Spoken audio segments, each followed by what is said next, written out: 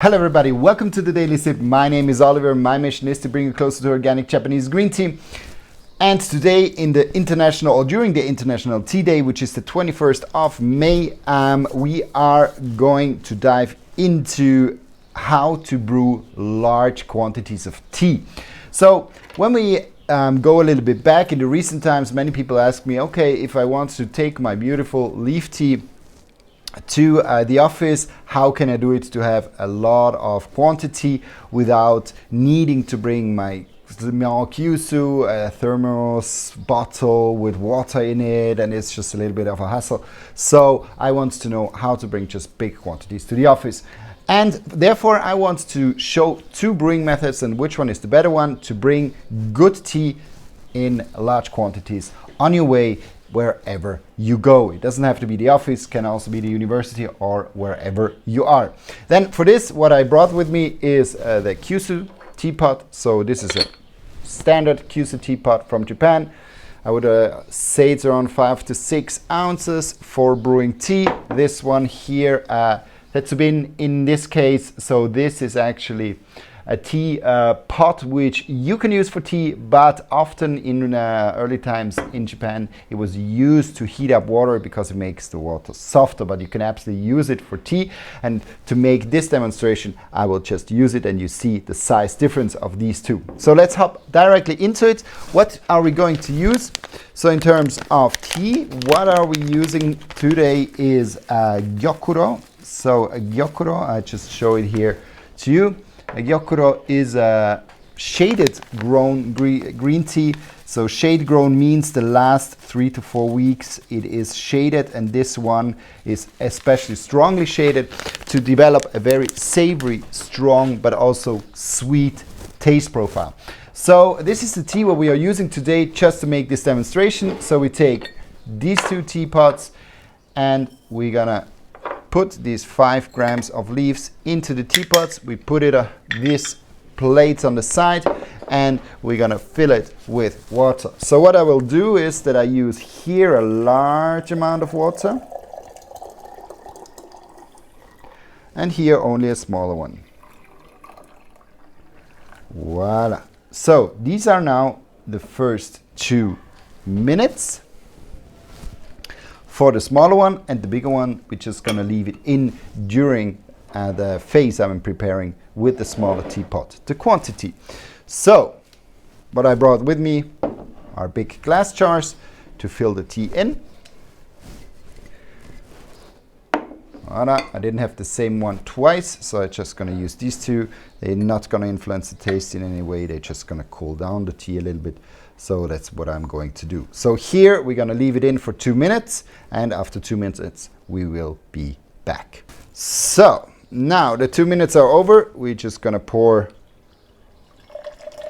the first portion into the glass jar.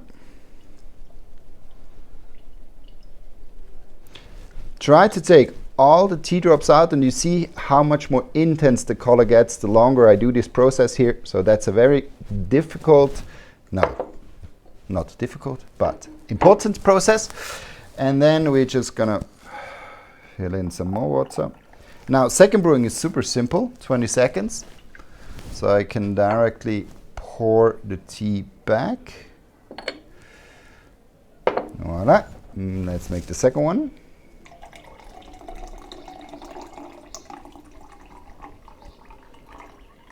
And you see the quantity is already pretty neat. So here we are around 12 ounces already. And the third one, and then we're done. Perfect. A little bit of swirling and let's go. And voila. And you see how fast I was, like the 2 minutes of brewing, and then maybe two to maybe 3 minutes to just prepare this tea. And you see big quantity of beautiful tea.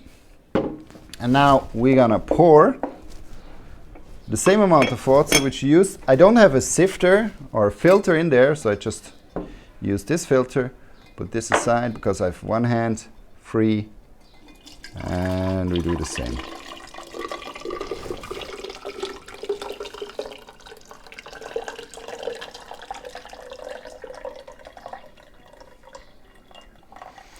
And here you already can see the big difference of 1-time brewing and 3-time brewing. So visually it's already a big difference. This one is much more pale and less intense. It doesn't have this beautiful shiny green, even though we use the same amount of water.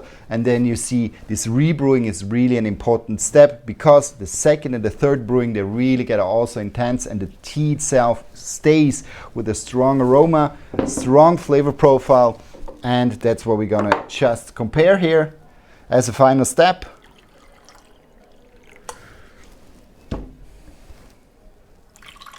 Whoa, okay, this jar is really not good to pour. But it doesn't change the taste, luckily. Good. So, and we're gonna compare. So 3 times brewed with the Kyushu, 1 time brewed with a lot of quantity of water.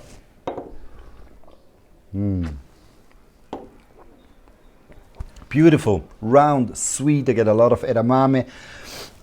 I have a little bit this umami, savory, a little bit this sweetness of a very ripe cherry tomato. You get a little bit of umami also from that vegetable.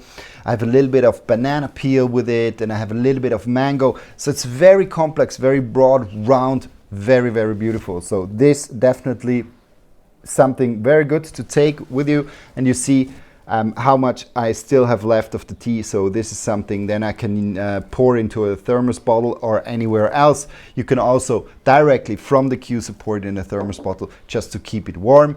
I used here now 65 degrees Celsius, which is around 160 Fahrenheit. And then the second one.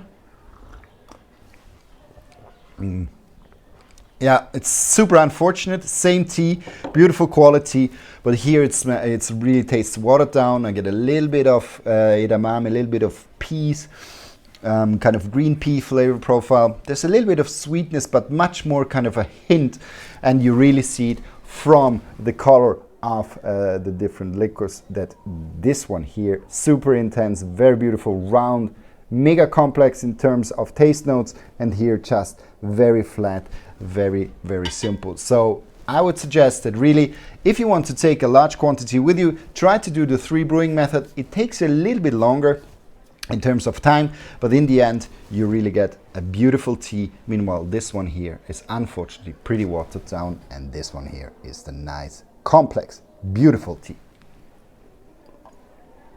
And that's that. Happy Tea Day, International Tea Day to all of you.